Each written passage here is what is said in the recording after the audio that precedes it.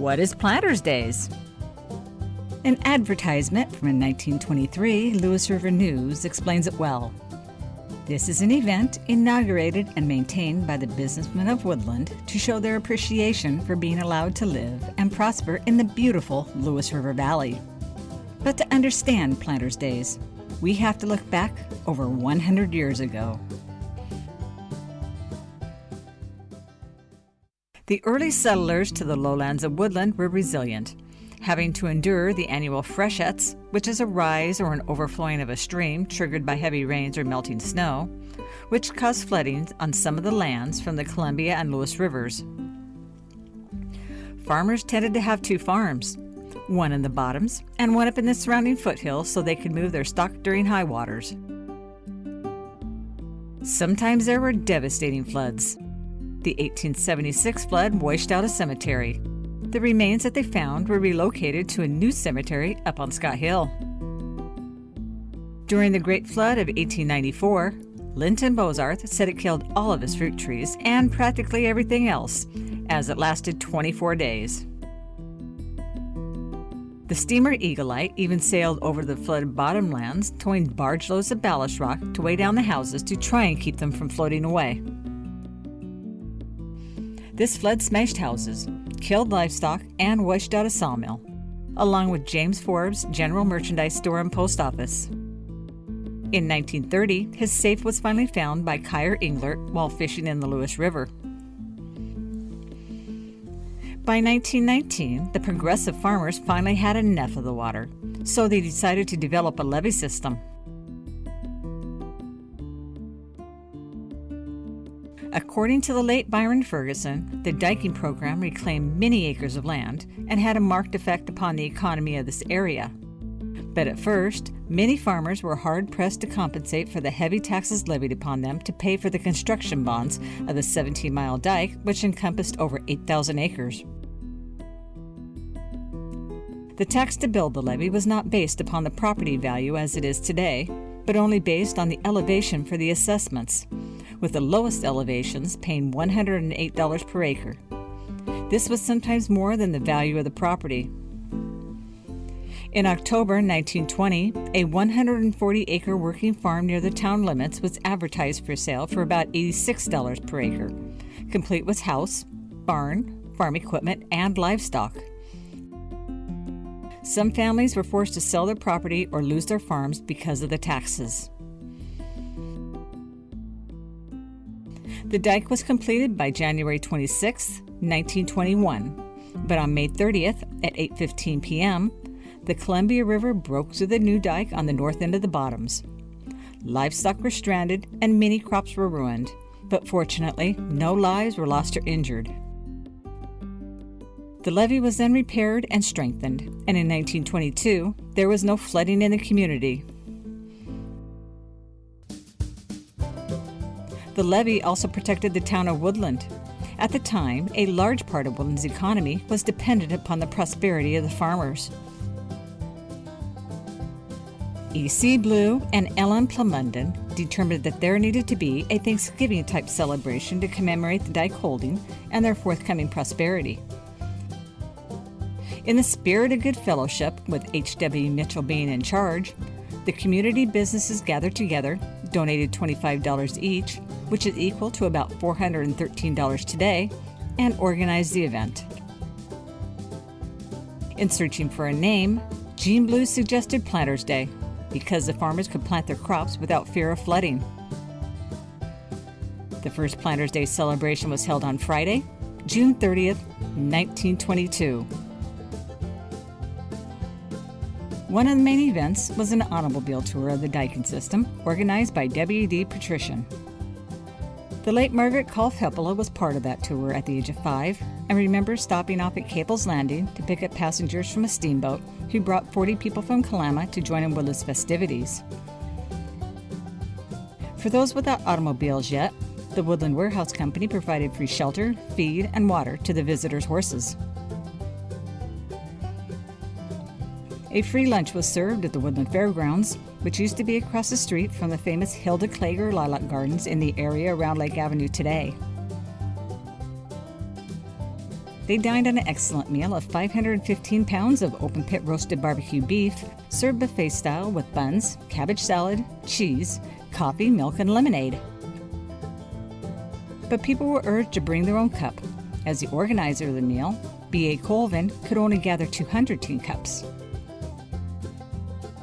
There were foot races and games, and a silent picture show played at the theater. In a competition to win cash prizes, the Woodland merchants decorated their store windows for the festivities. A baseball game was then held in the afternoon between the members of the Woodland Presbyterian Church and Kalama, which Kalama won 19-7. To conclude the celebration, a street dance with about 500 people was held between the R.W. Mills Building and the Farmers Cooperative Building at Park and Davidson in downtown Woodland. This first Planters Day was hailed as the greatest event ever given in Woodland. In 1923, a brand new merry-go-round was the beginning of a carnival at Planters Day. The carnival either occupied the school grounds, the old fairgrounds, or even the roadway on Park, Davidson, or Bozarth Avenues. In 1960, it was moved to Horseshoe Lake Park. Horseshoe Lake was created in 1940 when Highway 99, now Interstate 5, cut off the Oxbow Bend and the Lewis River, and the entire river was rerouted into a new channel. The Volunteer Woodland Fire Department was organized around 1920 and was officially chartered in 1925. But initially, they didn't have any financial support from the town of Woodland, as the town officials claimed that they could not afford to finance it because of lack of funding. So the Woodland firemen purchased equipment and also used their own finances to build a fire hall worth $800 to put it all in, and then donated the building to the town. As part of their many fundraising measures, they officially took over all the details regarding the Planters Day's activities from the Woodland Service Club in 1930. That year, they cleared themselves from debt and even had a $413.13 profit, of which they spent $225 on a lung motor, which was a breathing apparatus to force air into the lungs, and a first aid kit for the recently formed Volunteer First Aid Squad. They claimed their initials of WFD was their motto of Work Freely Done. The Volunteer Woodland Fire Department carried the full load of organizing Planters Day until 1970, when the festival had grown too large for one single organization to sustain. So the Planters Days Committee was organized. But the firefighters are still involved with Planters Days today. The Ariel Dam, later renamed Merwin Dam, was completed for the Northwestern Electric Company in 1930. A caravan of more than 100 automobiles from Woodland drove up and took a tour of the dam and the power plant as part of the Planters Days festivities. Later that evening, the first Planters Days parade was held in downtown Woodland, where the Kalama Fire Department brought their fire trucks down to join in the parade. The evening closed with a street dance and a fireworks display.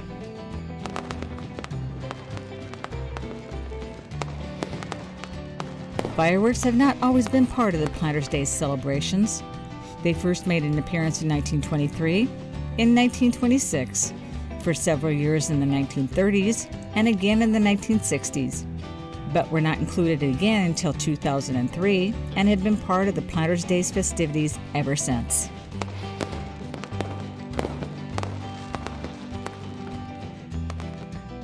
The next year, in 1931, a special children's pet parade was added to the main parade and later became its own separate event. The children's parade was an infrequent part of Planters Day until 1989, and since then has become a charming part of the annual Planters Days activities. Also in 1931 was the first year of the Firefighters Water Fight, now called the Fire and Rescue Muster or the Red Ball Competition, which is held on Gorig Street, which is actually supposed to be pronounced Gary Street, next to the park. Unless you want to get wet, you don't stand too close to the sidelines. Some years they even had an old-time bucket brigade competition to see which teams could fill up a 55-gallon barrel using only buckets of water. This was the way that fires were fought back in the day before the hand-drawn hose pump carts were available. In 1964, the firemen stepped it up a bit, with the teams trying to knock each other off the swimming platform in Horseshoe Lake using the strong blasts of water from their fire hoses. The squeals of children braving cold water from the fire hoses while scrambling for coins thrown out in the street by the firefighters has been heard for generations in Woodland, since this has been an annual event since 1934. The youngest age groups are sprayed with just a mist of water, but the older children get drenched. To add more interest to Planters Days, the volunteer firemen added a royal court in 1937, with the community clubs sponsoring their own selections for the court. That year, the merchants gave out the official voting ballots to their customers at no extra charge. Phyllis Wall won the popular vote and was proclaimed Miss Woodland, the first queen of Planters Days. Her court was Marie Gary, Calverna Simonis, and Vivian McCullough. Over the years, the selection process for the Planters Day Queen has varied. Sometimes the queen was selected strictly by a popular vote, a high school vote, through button sales, and even through talent pageants, which judged the girls on the basis of poise, talent, speaking ability, and personality. But the most common has been who sold the most Planters Day raffle tickets.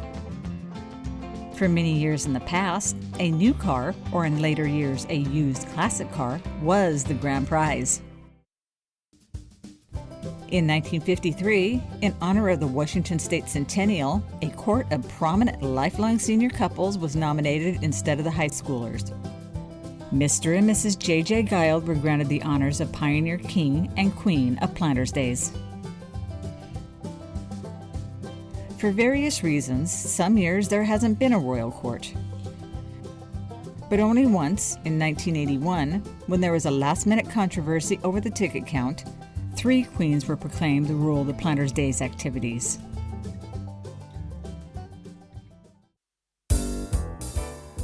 Planters Days was scaled back in 1942 due to World War II. The parade and royal court were canceled due to government restrictions, lack of help, and the rationing of everything, including gasoline. Yet the fire department managed to obtain special permission from the War Department to still have a small carnival and a few other events, including possibly the most unusual Planters Day event ever to happen: a Civil Defense Department demonstration of a method of sand and water fire control for incendiary bombs. From 1943 to 1945, the entire Planters Days celebration was suspended for the duration of the war. 16 Woodland men heroically gave their lives in World War II.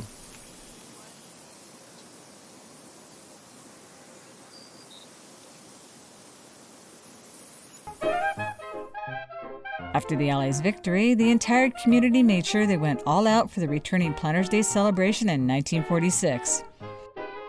The fire department gave cash prizes for the best decorated floats and automobiles. But the party was a little restrained at the request of city officials to help prevent excessive drunkenness. People could not purchase alcohol after 6 p.m. at the liquor store on a Thursday, Friday, or Saturday of Planters Days. On May 31st, a destructive flood that caused several breaks in the dike on both the Columbia and Lewis Rivers prompted the cancellation of Planters Days in 1948. The late Joyce Carlson remembered the devastation well, watching from the top of Goose Hill Road. As the water began to roll towards town, I remember it hitting the barns and houses across the woodland bottoms. The Cecil Sweat family watched in horror as their barn rolled and tumbled from the water's force that they could only scream and cry. Her aunt and uncle's house on CC Street was flooded to a height of 4 feet of water inside. To get an aerial survey of the damage, Highway 99 traffic, now Interstate 5, was stopped by patrolmen so Jack Crone and his airplane could take off and land. It was said that there were few houses or barns which weren't damaged or destroyed by the floodwaters and the swift current flowing across the bottomlands. Archie Cook's milk house was seen near the Thomas place. It didn't belong there. The area slowly recovered, and in 1949, the event was renewed, but renamed the June Jubilee. By a vote of the firemen, the name Planters Days was restored in 1952. One of the most delicious Planters Days traditions are the fire and rescue pit-roasted barbecue sandwiches, which are served right after the parade in Horseshoe Park. A pit was dug in 1955 by the volunteer firemen, and they gathered many yards of lava rock from Cougar to line the pit with. According to the late Lenny Boys in 1972, the barbecue process starts around 6 a.m. on a Friday morning, where several cords of wood are burned down to create an 18-inch bed of red-hot coals.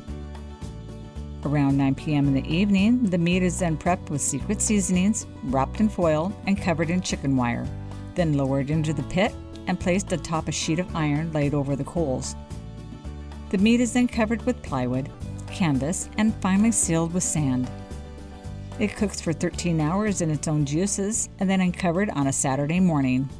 In a well-organized process by the firefighters, it's chopped and placed into buns along with the barbecue sauce. You can always tell the oldest families in Woodland, for they're the first ones in the long line waiting to buy a big bag full of these sandwiches for their entire family, as they have done for decades.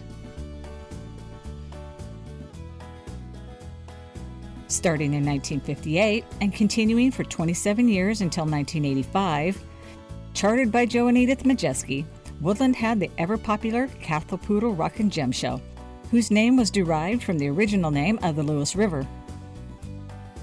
This show displayed rock and mineral specimens, geodes, fossils, and semi-precious stones. In 1960, the club even made a silver tiara for the Planters Day Queen, who was Mary Jo Leathers that year. It featured a carnelian stone found on Green Mountain.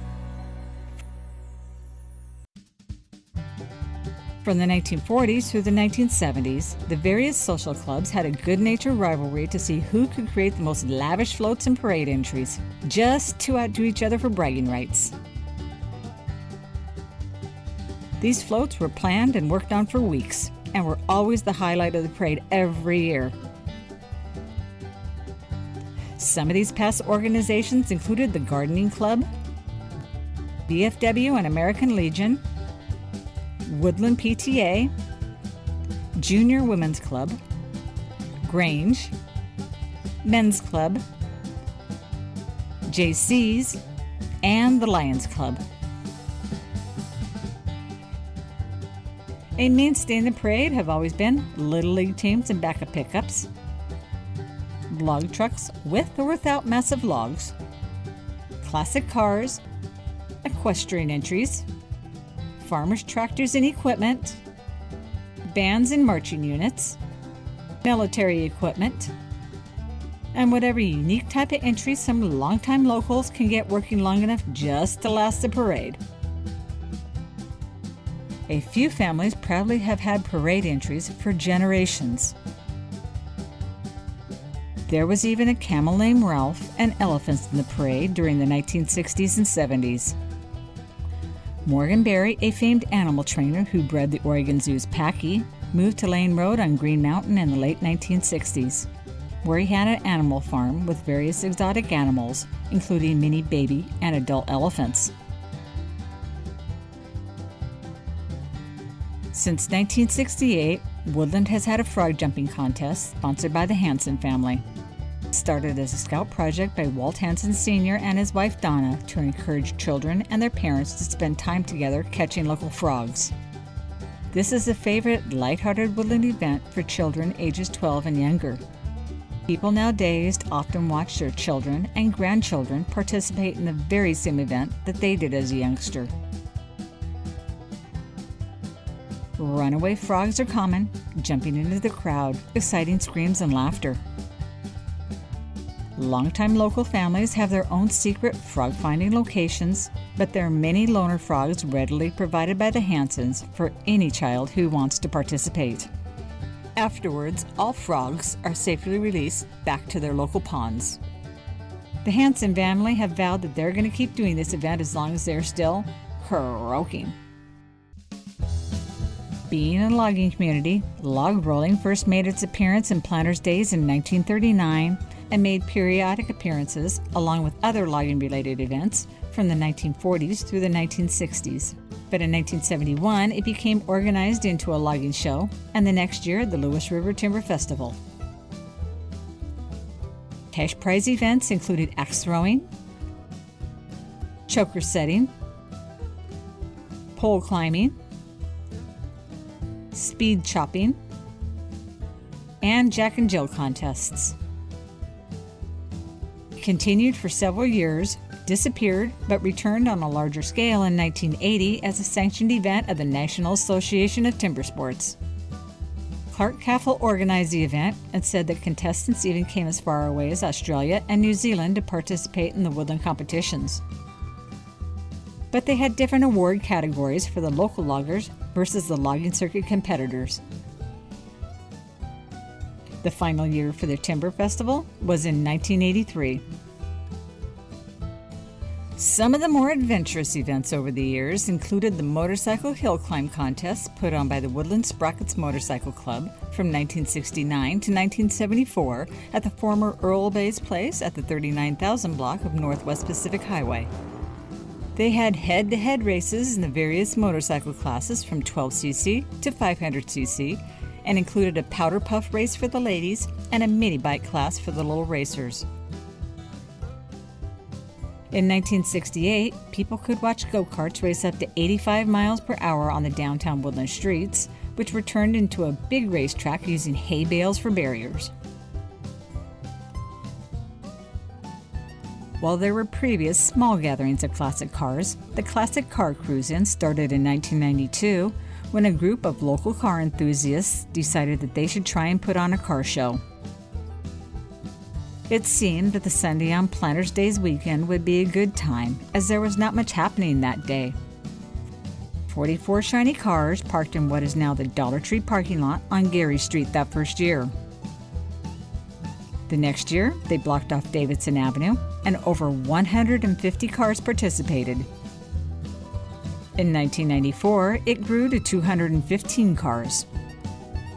Now, when the weather is good, classic cars, trucks, and other vehicles will pack most of Gary Street from Bozarth to Hoffman Plaza and continue the length of Davidson Avenue down to 5th Street, along with many of the side streets.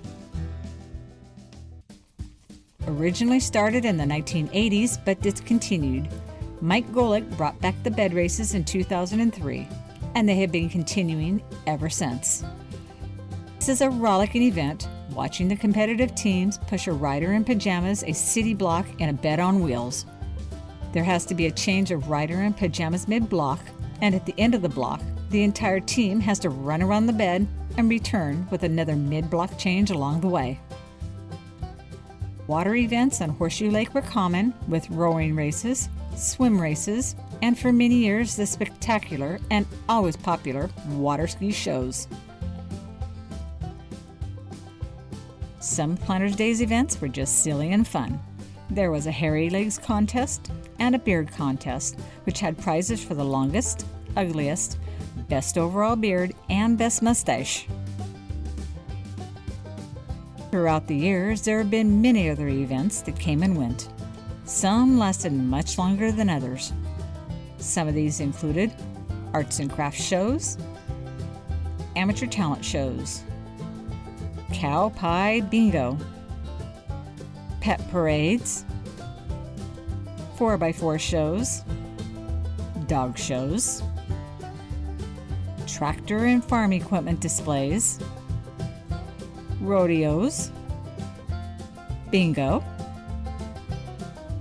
folk dancers, military exhibitions, dances, amateur golfing hole-in-one contests, barrel races, horseshoe tournaments, dunk tanks, book sales, martial arts exhibitions, concerts, fun runs and walks, pancake breakfasts, princess and queen's balls, and even a salmon fishing derby. What do all of these events and the years of Planters Day celebrations have in common? A deep sense of pride in our community and an immense amount of volunteer time, dedication, and cooperation by many individuals. This has created, maintained, and continued this remarkable community legacy since 1922.